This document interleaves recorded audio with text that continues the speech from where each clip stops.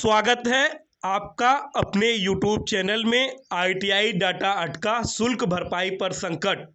तो ये सूचना पूरे उत्तर प्रदेश के सभी छात्रों के लिए है।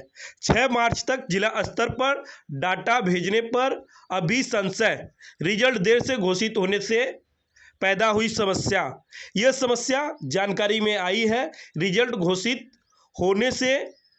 होने में देरी से डाटा जिला स्तर से फॉरवर्ड नहीं हो पाया। 6 मार्च तक इस काम को पूरा करने के प्रयास किए जा रहे हैं। पीके त्रिपाठी, संयुक्त निदेशक समाज कल्याण विभाग, लखनऊ। ITI के हजारों छात्रों का डाटा अब तक जिलों से अग्रेषित ही नहीं हो पाया है, जबकि इसकी अंतिम तिथि 6 मार्च है। अग्रसारण के बाद डाटा की जांच होनी है और 25 मार्च तक भुगतान भी होना है। अगर यही हाल रहा तो बड़ी संख्या में ITI छात्र योजना के लाभ से वंचित रह जाएंगे। यह समस्या रिजल्ट घोषित होने में देरी से पैदा हुई है। इससे अंतिम तिथि तक डाटा के अग्रसारण पर संशय है। ITI सत्र 2020 का प्रथम वर्ष का रिजल्ट 19 फरवरी को घोषित हुआ। छात्रों ने अपने ऑनलाइन नवीनीकरण फॉर्म में रिजल्ट अपडेट कर दिया है। ITI संस्थानों ने भी पोर्टल पर अपने स्तर से 28 फरवरी तक डाटा फॉरवर्ड कर दिया है। इस बार ITI छात्रों का डाटा मंडलीय संयुक्त निदेशक प्रशिक्षण के माध्यम से फॉरवर्ड किया जाना है, लेकिन निजी ITI संचालकों का कहना है कि अभी तक ऐसा नहीं किया गया है। इसमें तेजी नहीं लाई गई तो अंतिम तिथि नज़दीक आने पर वेबसाइट हैंग होने लगती है।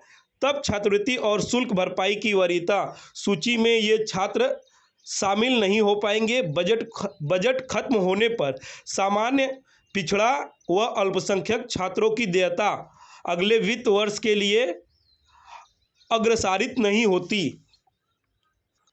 इसी क्रम में एक और नोटिस आई है हमारे पास। पिछड़ा वर्ग के 7 लाख स्टूडेंट्स की 2 साल से अटकी स्कॉलरशिप।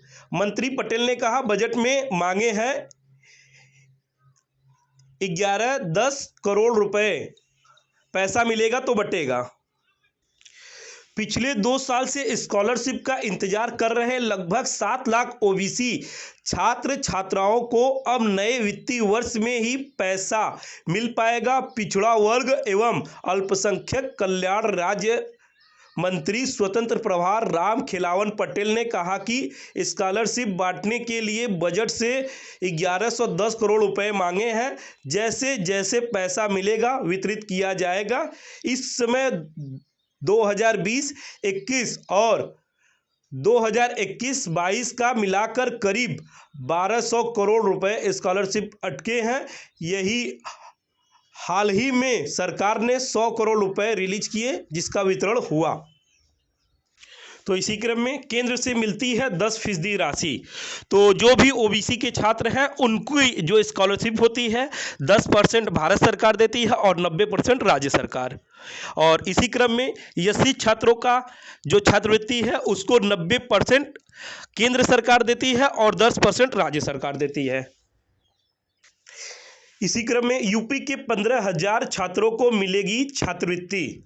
प्रयागराज उत्तर प्रदेश के राजकीय सहायता प्राप्त और स्थानीय निकाय के स्कूलों में कक्षा 8 में पढ़ने वाले 15,143 छात्र छात्राओं को मिलने वाली राष्ट्रीय आय एवं योग्यता आधारित छात्रवृत्ति योजना परीक्षा 2022-23 के लिए सोमवार से ऑनलाइन आवेदन शुरू हो गए हैं। निदेशक मनोविज्ञानशाला उषा चंद्रा के अनुसार छात्र छात्राएं वेबसाइट www.ent.com इन पर 15 मार्च तक आवेदन कर सकते हैं।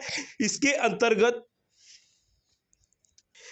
देश भर के 1 लाख मेधावियों को कक्षा 9 से 12 तक प्रतिमाह 1,000 रुपये या प्रतिवर्ष 12,000 रुपये छात्रवृत्ति सीधे खाते में भेजी जाती है। यूपी के 15,143 मेधावियों को यह छात्रवृत्ति दी जाती है। हर साल दिसंबर में इसके लिए परीक्षा कराई जाती है, लेकिन इस बार कोरोना के कारण अब तक आवेदन शुरू नहीं हो सके थे। कोरोना में नहीं हुई परीक्षा, खत्म की अंकों की अनिवार्यता।